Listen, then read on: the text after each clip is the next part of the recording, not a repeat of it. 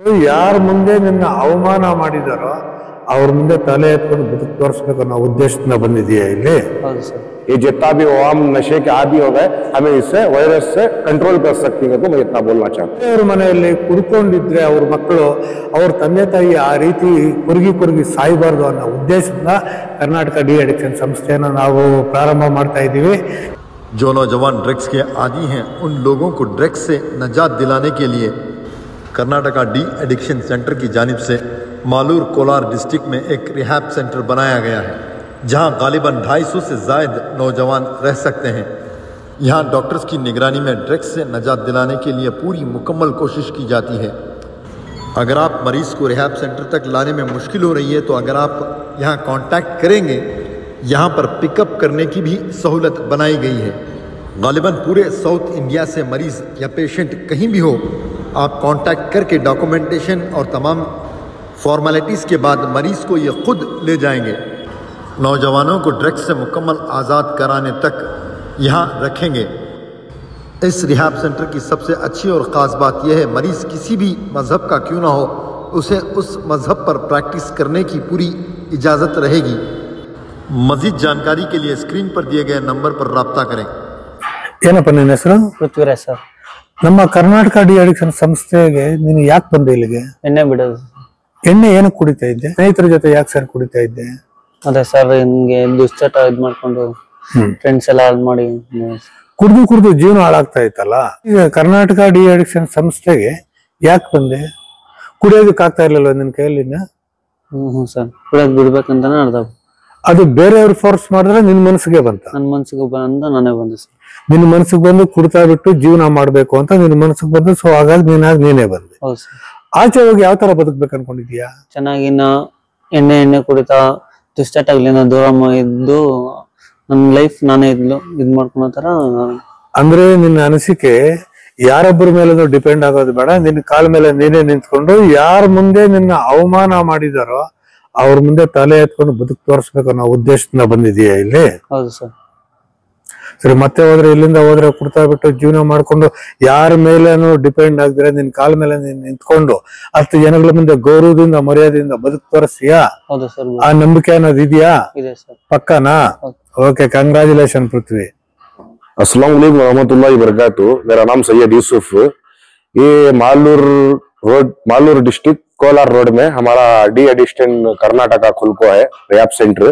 तो पूरे आपको इसमें जमा करो, जितने भी नशे के आदी ही एक दूसरे को इतला करो। इसमें यहाँ क्या क्या होता बोले तो तहज्जुद की नमाज होते है, 5 वक्त की नमाज होते है, 10 कलमे सीखती, 10 सूरह सीखती। खुद के माँ बाप इंतकाल हो गए तो जनाजे की नमाज तक पढ़ो, बच्चे जो आती यहाँ उन्होंने पढ़ा सीख को जाती यहाँ से। और एक बात क्या है बोले तो यहाँ जुमेरात पीर की नफिल रोजे भी रखाती और उनकी पूरी दीनी इस्लाह होती है। दीनी इस्लाह के वास्ते इसका खूब फायदा उठाओ और एक दूसरे को इतला करो। अब अदबन गुजारिश है ये जितना भी आम नशे के आदी हो गए हमें इससे वायरस से कंट्रोल कर सकती है तो मैं इतना बोलना चाहता हूँ। और एक बात क्या है बोले तो हमारे स्क्रीन में जो नंबर आती वो नंबर फोन करो, 24 आवर्स हमें अवेलेबल रहती। कभी भी फोन करें तो शहर के कोसे में हंदे, बॉम्बे में हंदे, हैदराबाद में हंदे, बेलगावी में हंदे, बेलगाम में हंदे, बल्लारी में हंदे, शिवमोगा में हंदे, कहाँ है तो भी एक्टिव होती आपको बुलाले को जाती। सबसे पहले एक बात क्या बोलना चाह रहा हूँ, घर वाले का साथ होना, बुलाले आने के वास्ता है अंदर आपको एडमिशन करवा देती वास्ता भेज डालो, नहीं हमारे बच्चे को रख लेना, नहीं ये वो को पैसा सभी करे तो वो नहीं होता। ये बात का खास ख्याल रखेंगे, सबको भी एक दूसरे को सोच को समझ को इसमें फैसला उठाना। आपका बच्चा हुआ तो दूसरे का बच्चा हो सका, हमें हो सकते कोशिश करती। अगर चंद जने सवाल भी ये करती कि बच्चा आया तो अच्छा होता क्या, ये गारंटी क्या, हमें कोशिश करती हिदायत देने की अल्लाह की साथ। ಎಲ್ರಿಗೂ ನಮಸ್ಕಾರ ಸ್ನೇಹಿತರೆ, ನಾನು ಕರ್ನಾಟಕ ಡಿ ಅಡಿಕ್ಷನ್ ಸೆಂಟರ್ ಇಂದ ಮಾತಾಡ್ತಾ ಇದ್ದೀನಿ। ಈ Karnataka de addiction centre Malur Kolar road ಅಲ್ಲಿ ಕಾಳಿಕಾಂಬ ದೇವಸ್ಥಾನದ ಹತ್ರ ಬಿಗ್ ಬಾಸ್ಕೆಟ್ ಪಕ್ಕದಲ್ಲೇ ಇದೆ। ಈ ಸಂಸ್ಥೆ ನಾವು ನಡೆಸೋದಕ್ಕೆ ಕಾರಣ ಕುಡ್ತಾ ಬಿಟ್ಟು ಕುಡ್ತಿಂದ ದೂರ ಇದ್ದು ಜೀವನ ನಡೆಸೋದಕ್ಕೋಸ್ಕರ ಈ ಸಂಸ್ಥೆನ ಪ್ರಾರಂಭ ಮಾಡ್ತಾ ಇದ್ದೀವಿ। ಇಲ್ಲಿ ಹಿಂದೂ ಆಗ್ಲಿ ಮುಸ್ಲಿಂ ಆಗಿರ್ಲಿ ಯಾವುದೇ ಭೇದ ಭಾವ ಇರಲ್ಲ, ಹಿಂದೂ ಮುಸ್ಲಿಂ ಒಗ್ಗಟ್ಟಾಗಿ ಈ ಸಮಸ್ಯೆ ನಾವು ನಡೆಸೋದಕ್ಕೆ ಇಷ್ಟಪಡ್ತಾ ಇದ್ದೀವಿ।